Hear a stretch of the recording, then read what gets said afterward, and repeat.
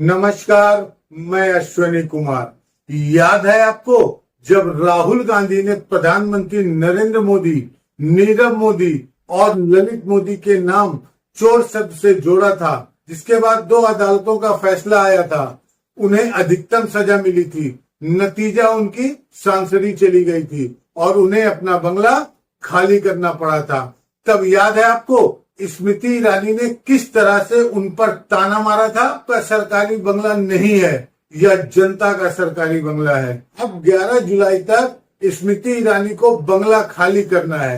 क्या स्मृति ईरानी अपना बंगला खाली करेंगी और क्या स्मृति ईरानी को गीता का वो सिद्धांत याद आएगा कि जैसे कर्म करेगा वैसा फल देगा भगवान? याद कीजिए किस तरह से स्मृति ईरानी ने राहुल गांधी पर ताना मारा था। सुनिए उन्होंने क्या कहा था। कांग्रेस का कहना है कि जल्दबाजी क्या है कि आप उनका घर खाली कराने में लगे हैं तुरंत नोटिस। घर उनका नहीं है, जनता का है।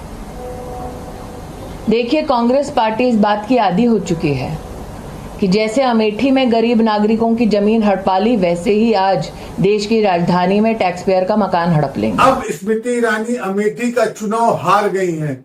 किसके हाथों हार गई हैं? जिसे वह गांधी परिवार का सेवक बता रही थी, किशोरी लाल शर्मा, उनके हाथों स्मृति ईरानी चुनाव हार गई हैं। अब उन्हें 11 जुलाई तक बंगला खाली करना है। याद कीजिए दोस्तों, यह वही स्मृति ईरानी है जिन्होंने दैनिक भास्कर के एक स्ट्रिंगर को धमकी दी थी सिर्फ सवाल पूछने के लिए। याद कीजिएगा किस अंदाज में उन्होंने उस पत्रकार से बात की थी और उसके बाद उसे अपनी नौकरी से हाथ धोना पड़ा था। आपको याद है या भूल गए हैं? फिर से सुनिए। क्षेत्र का अपमान मत करो, तुम भास्कर से हो तो क्या? नहीं मैम, भास्कर से कोई मतलब नहीं अपमान करने वाले को। दैनिक भास्कर से आप सबसे मुखर सांसद और एक मुखर नेता है जी। लेकिन दैनिक भास्कर से हो तो सलोन विधानसभा मेरी विधानसभा जी, है, जी, लोकसभा जी, क्षेत्र जी। की। आप अपमान मत करो जी।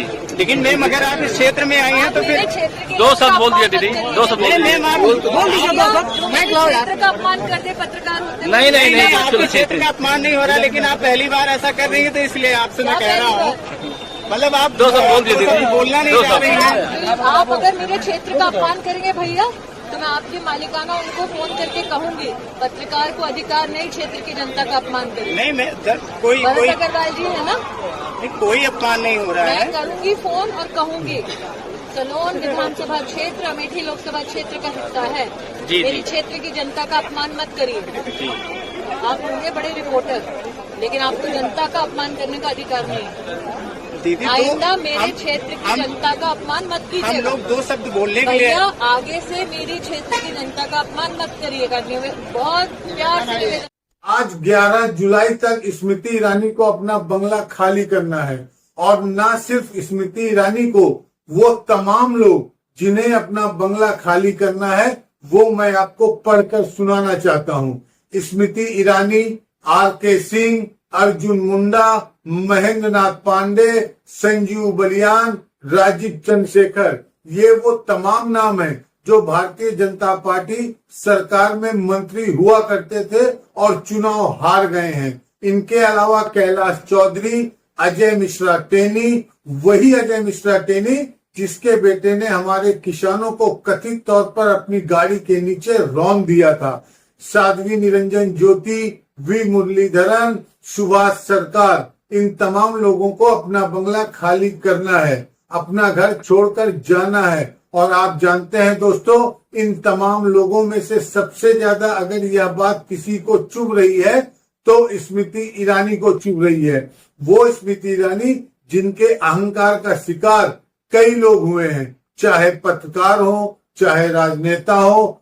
याद कीजिए ये वही स्मृति ईरानी है जो कहने को महिला और बाल विकास कल्याण मंत्री थी, मगर मजाल है कि उन्होंने कभी भी अपने मंत्रालय का जिक्र किया हो। उनके सामने कई चुनौतियां थी, बलात्कारी राम रहीम, कुलदीप सिंह सेंगर, उनके सामने हमारी महिला पहलवानों की दास्तान भी थी, उनके सामने हाथरस था, मगर मोहतरमा का सिर्फ एक काम था, गांधी परिवार पर हमला बोलना।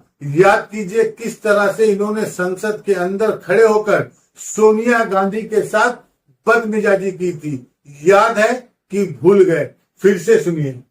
माफी मांगो सोनिया गांधी आदिवासियों से, माफी मांगो औरतों से, माफी मांगो। और राहुल गांधी के बारे में आए दिन झूठ बोलना, यही काम था स्मृति ईरानी का।